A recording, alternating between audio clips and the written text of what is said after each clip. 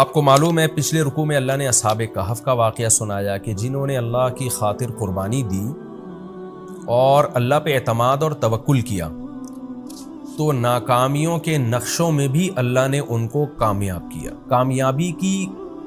کامیابی کی کوئی صورت بنتی نہیں تھی، ہر طرف ناکامی ہی ناکامی تھی، مگر اللہ پہ اعتماد، ان کے زبان سے الفاظ بھی کیسے نکلتے تھے کہ ہمارا رب ہماری رہنمائی کرے گا، اور رب سے دعا مانگتے ربنا ہیئ لنا من امرنا رشدا، اے اللہ تو ہمارے لیے کوئی ہدایت کی صورت پیدا کر دے۔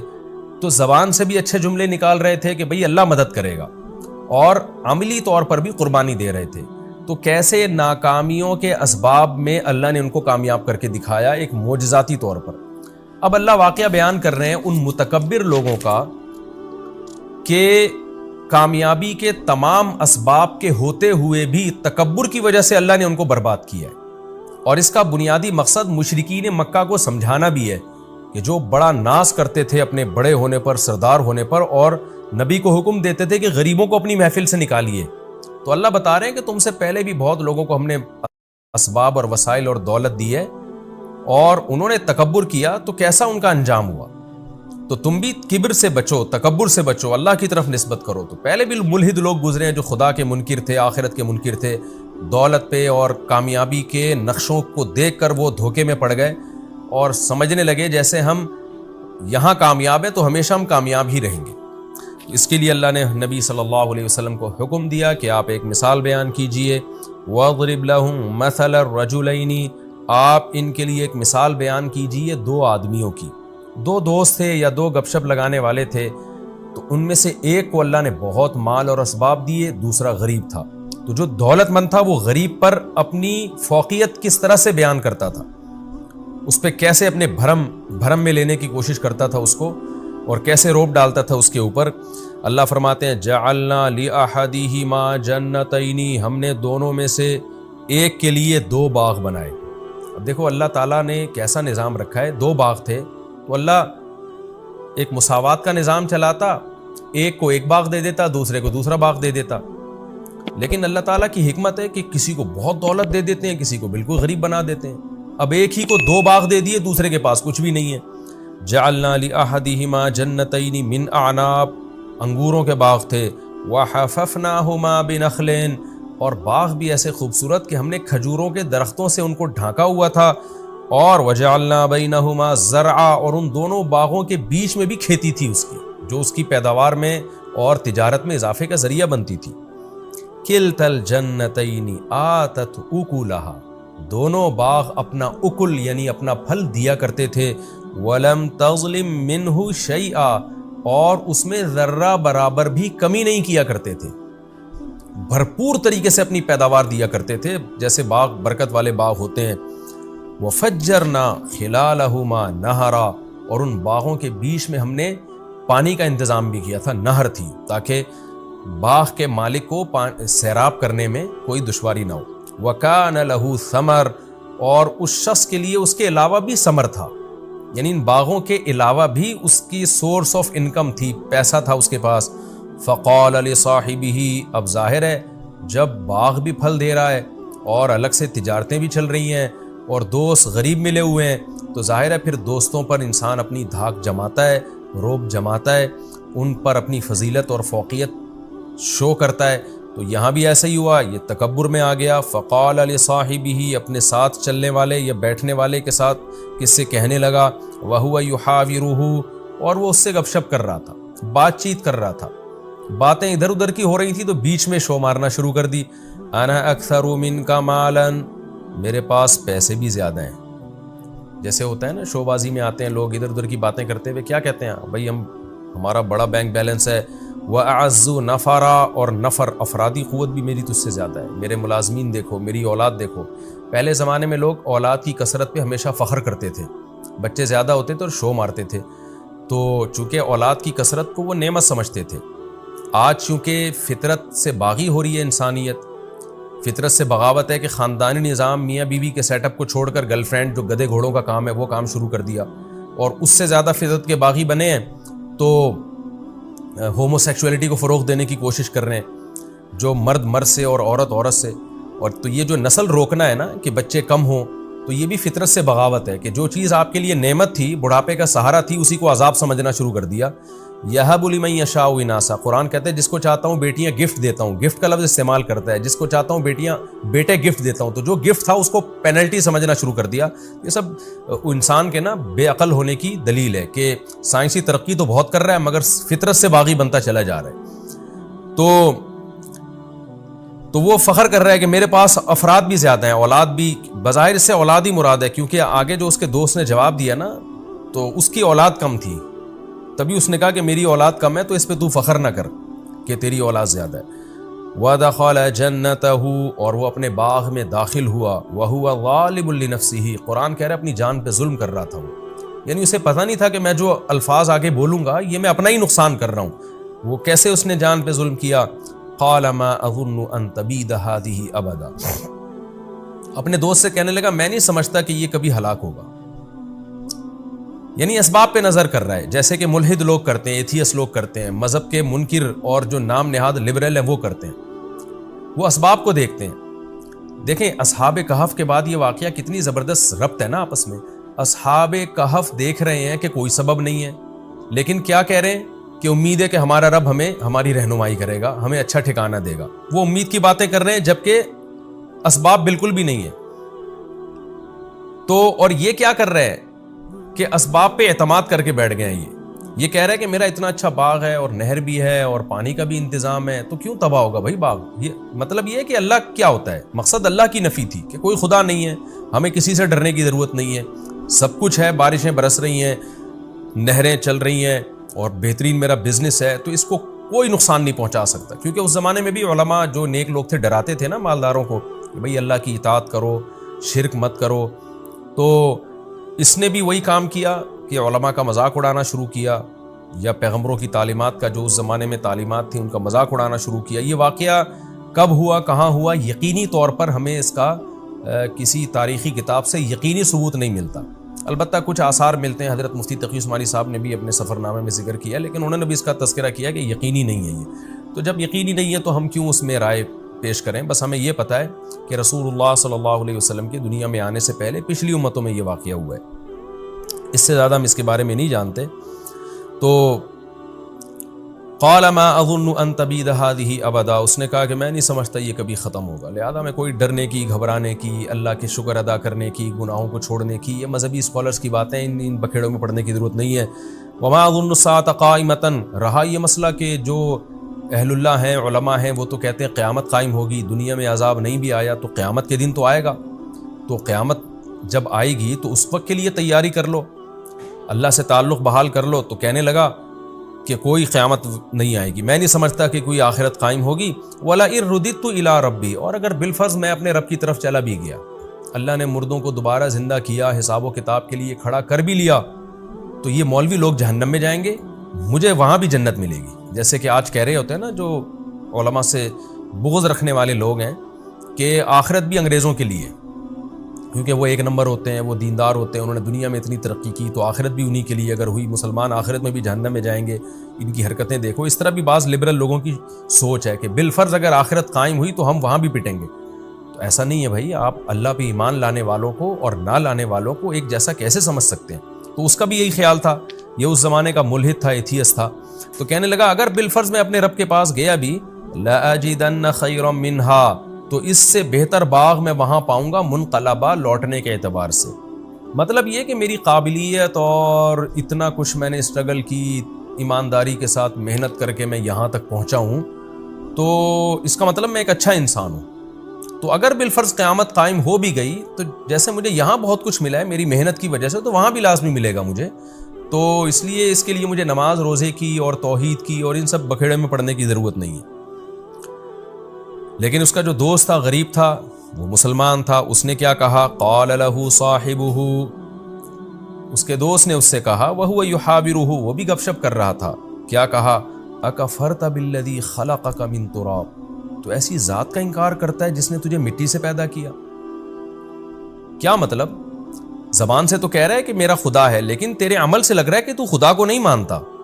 جو خدا کو مانتا ہے وہ سب سے پہلے ڈرتا ہے وہ یہ نہیں کہتا کہ یہ باغ ہمیشہ رہے گا، وہ کہتا ہے کہ بھئی اللہ نے چاہا تو رہے گا، نہیں چاہا تو یہ 2 منٹ میں ختم کر دے اس کو۔ تو اصل طاقت اور قدرت تو اللہ کی ہے، تو تو اس خدا کا انکار کر رہا ہے جس کی یہ طاقت ہے کہ اس نے تمہیں مٹی سے بنایا، پھر پانی کے قطرے سے بنایا۔ تو جو پانی کے قطرے سے انسان بنا سکتا ہے، اتنا پاورفل، اتنا طاقتور، وہ چاہے تو تیرے باغ کو 2 منٹ میں ختم کر سکتا ہے۔ تو تو ایسے بے فکر ہو کے کیسے بیٹھ گیا ہے؟ جیسے کہ آج ملحد اور ایتھیس لوگ بیٹھ جاتے ہیں کہ کچھ نہیں ہونے والا، یعنی یہ اللہ کیا ہوتا ہے بھائی، سب کچھ اسباب سے ہے۔ تو بھی اسباب کو دیکھ کر دھوکے میں آ رہا ہے، تو تجھے کیا ہو گیا؟ اکفرت بالذی خلقک من تراب ثم من نطفہ ثم سواک رجلا، پھر اس نے تجھے مرد بنا دیا، انسان بنا کے ماں کے پیٹ سے باہر نکال لیا، جس کی یہ طاقت اور قدرت ہے، اور تو کہہ رہا ہے قیامت بھی قائم نہیں ہوگی۔ تو یہ بھی تو خدا کا منکر ہے، کیونکہ تو خدا کی طاقت کا انکار کر رہا ہے۔ اس لیے کہ جو یہ کہتا ہے نا قیامت قائم نہیں ہوگی، وہ اس لیے یہ کہتا ہے کہ اس کے ذہن میں یہ ہوتا ہے یہ مردے دوبارہ زندہ کیسے ہو جائیں گے؟ اس کا مطلب آپ خدا کے منکر ہو، آپ خدا کی طاقت کا انکار کر رہے ہو۔ تو یہ تمام باتیں خدا کا انکار ہیں۔ ان سب کی ایک ہی دلیل ہے کہ جس نے مٹی سے پانی کا قطرہ بنا دیا، اور پانی کے قطرے سے پورا انسان بنا کے ماں کے پیٹ سے باہر لے آیا، اور پھر ماں کی چھاتیوں میں دودھ پیدا کر دیا۔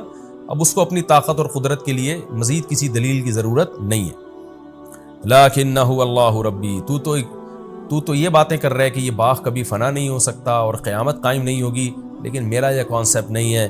میں تو کہتا ہوں اللہ ہے میرا رب، ولا اشرک بربی احدا، میں اپنے رب کے ساتھ کسی کو شریک نہیں کرتا، عقیدہ توحید کا قائل ہوں میں کہ سب طاقتیں اسی کے پاس ہیں۔ تو تجھے ہونا یہ چاہیے تھا کہ تو جب باغ میں داخل ہوتا تو تو یہ کہتا، یہ ایسے جیسے دوست گویا بزبان حال کہہ رہے کہ بھائی تو خدا کی تعریفیں کر کے کہنا کیا چاہتا ہے؟ تو جو کہہ رہے اللہ میرا رب ہے اور میں گویا کفر کر رہا ہوں، تو صحیح طرح بتا تو کہنا کیا چاہتا ہے کہ مجھے کیا کرنا چاہیے؟ اس لیے اگلے جملے میں اس نے یہ کہا وَلَوْلَا إِذْ دَخَلْتَ جَنَّتَكَ، ایسا کیوں نہیں ہوا کہ جب تو اپنے باغ میں داخل ہوا، قُلْتَ مَا شَاءَ اللَّهُ، تو کہتا بھائی جو اللہ چاہتا ہے وہ ہوتا ہے۔ تو اللہ نے چاہا مجھے اتنا اچھا باغ دے دیا، اللہ چاہے تو یہ چھین بھی سکتا ہے۔ تو یہ اللہ کی طاقت ہے، یہ میرا کمال نہیں ہے۔ لا قوت الا باللہ، کوئی قوت نہیں ہے مگر اللہ کی طاقت کے ساتھ۔ اللہ کی طاقت ہوگی تو پھر ان قوتوں کا ہمیں فائدہ ہوگا۔ ان ترانی انا اقل منک مالا وولدا، اگر تیرا خیال یہ ہے کہ میں مال اور اولاد میں تجھ سے کم ہوں تو بجائے دھونس جمانے کے تو اللہ کا شکر ادا کرتا، بھائی اللہ کا دیا ہے، یوں کہتا فاسا ربی، میں تو امید کی بات کرتا ہوں، امید ہے میرا رب ان یؤتینی خیرا من جنتی کا، ہو سکتا ہے وہ کل تقدیر کا پانسا پلٹے اور تیرے باغ سے بھی بہتر باغ مجھے دے دے۔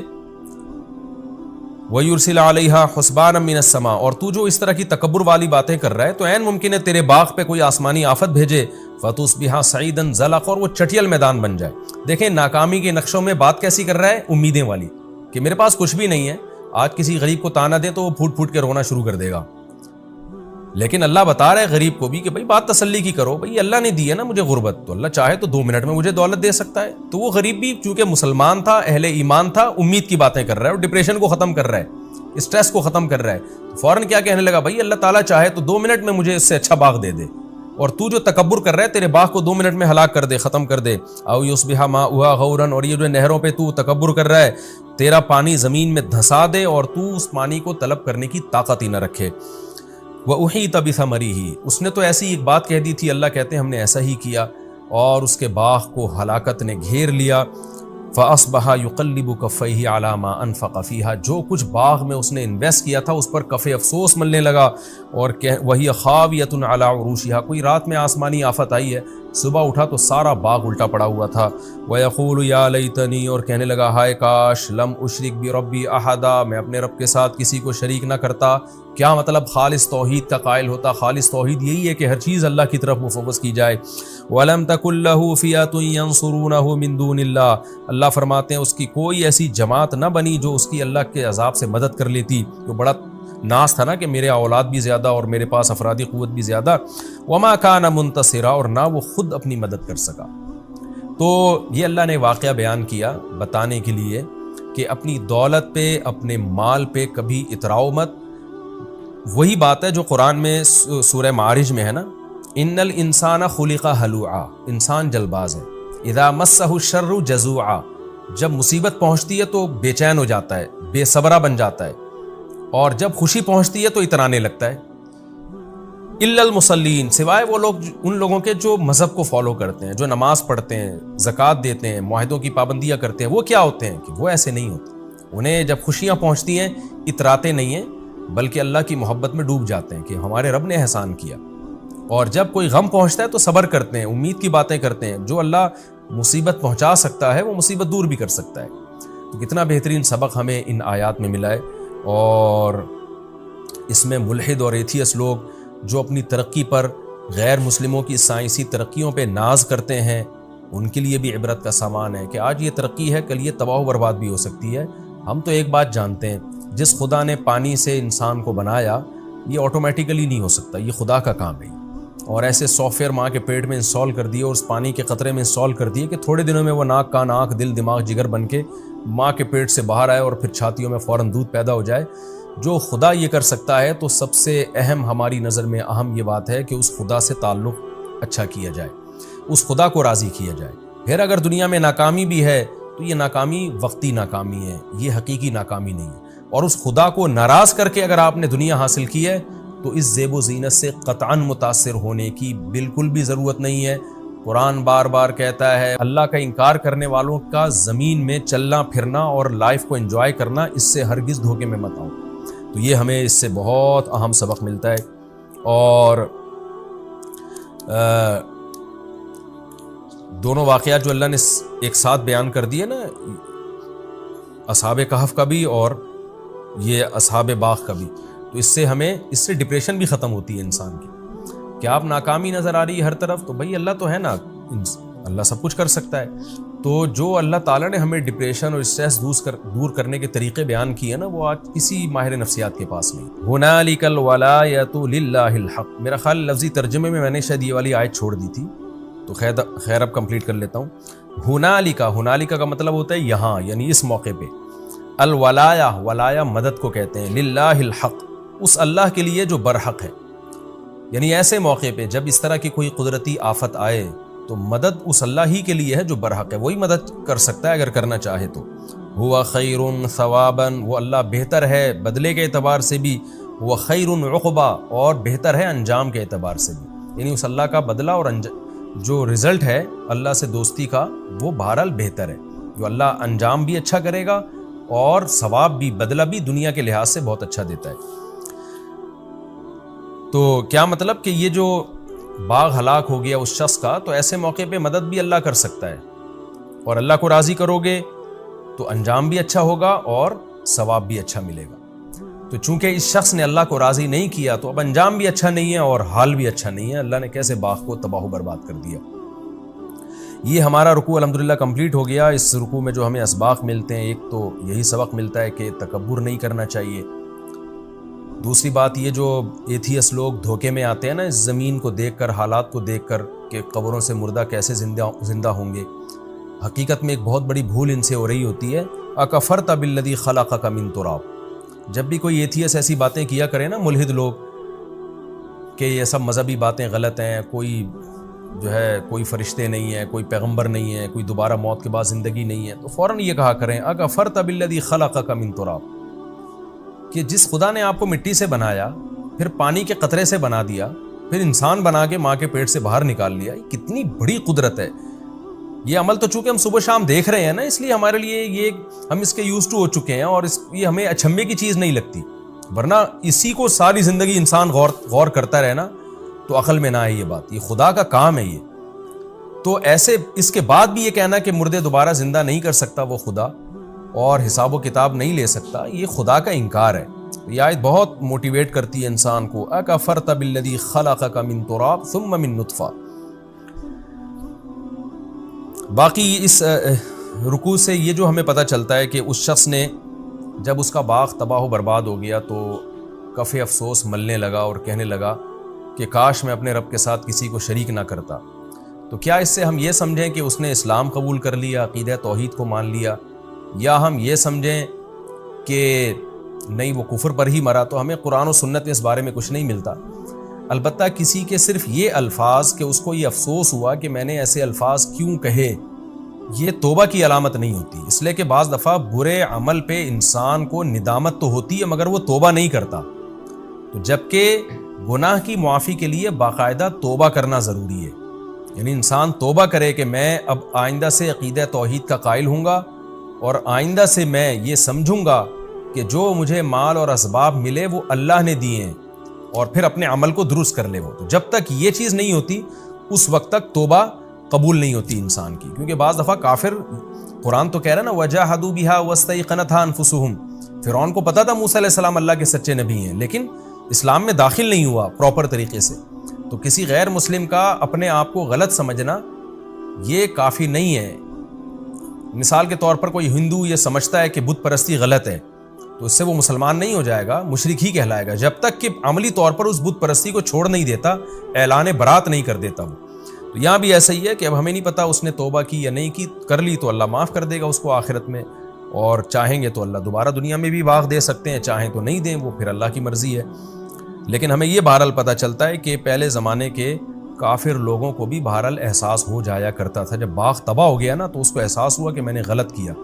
لیکن آج لوگوں کے دل اتنے سخت ہو چکے ہیں کہ آسمانی آفتیں اور عذاب دیکھ کر بھی عبرت حاصل نہیں ہوتی، اور اپنی غلطیوں پر ندامت کے لیے بھی تیار نہیں ہوتے. یہ بھی ایک بہت اہم بات ہے، اس سے بھی ہمیں ڈرنا چاہیے.